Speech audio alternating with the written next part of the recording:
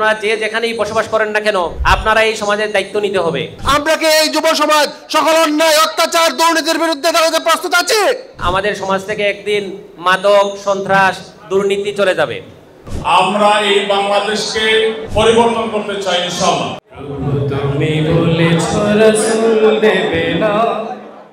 জালালাবাদ যুব ফোরাম কর্তৃক আয়োজিত ৭ নং ওয়ার্ডের উদ্যোগে আজকের এই ইফতার মাহফিলের গোটা পৃথিবীর প্রান্তর থেকে প্রান্তর ছড়িয়ে দিতে যুবক আর তরুণরা তাদের জীবনের সর্বশক্তি দিয়ে, রক্ত দিয়ে, ঘাম দিয়ে, শ্রম দিয়ে, মেধা দিয়ে, যোগ্যতা দিয়ে যুগের সূচনা থেকে এখন পর্যন্ত চেষ্টা করে গেছেন, ঠিক কিনা? আমি এই যুব সমাজকে উদাত্ত আহ্বান জানাবো, সমাজ বিনির্মাণে আপনাদের ভূমিকা অগ্রগামী। 5ই আগস্টে আপনাদের ভূমিকার কারণেই এই দেশ আবার নতুন করে স্বাধীনতা লাভ করেছে।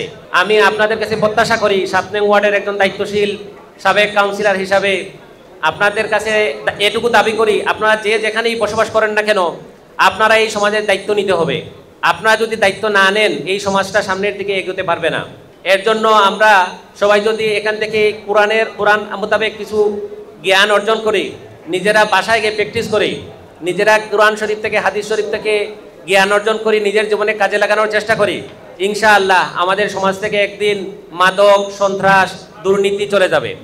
মুসলমানদের প্রয়োজনে, মুসলমানদের জাতিসত্তার প্রয়োজনে যে কোনো ধরনের মামলা, হামলা, যে কোনো নিপীড়ন, নির্যাতনকে একেবারে পায়ে পেশে সামনের দিকে আমরা যে অবশ্যই এই সমাজকে একটা ইসলামী রঙের আগে আমরা সুন্দর একটি সমাজ প্রতিষ্ঠা করব, সেই লক্ষ্যে আজকে এই যুব সমাজদেরকে আমরা দেখেছি, সেই লক্ষ্যে আজকে এই যুব সমাজদেরকে নিয়ে আজকের প্রোগ্রাম। আমরা কি এই যুব সমাজ সকল অন্যায়, অত্যাচার, দুর্নীতির বিরুদ্ধে দাঁড়াতে প্রস্তুত আছি? আমরা কি দাঁড়াতে পারবো ইনশাআল্লাহ? আজকে এই তরুণ যুবকরা বাংলাদেশে আশা ভরসার একমাত্র স্থল। আমরা এই বাংলাদেশকে পরিবর্তন করতে চাই ইনশাআল্লাহ।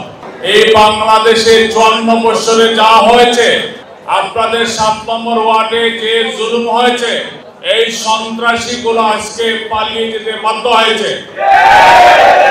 তাদের গডফাদার লক্ষ লক্ষ নেতা কর্মীকে বাংলাদেশে রেখে দেশ থেকে পালিয়ে যেতে বাধ্য হয়েছে। আমরা আজকে যে বাংলাদেশে বসবাস করছি, জুলুম মুক্ত, ফ্যাসিস্ট মুক্ত একটা নতুন বাংলাদেশ।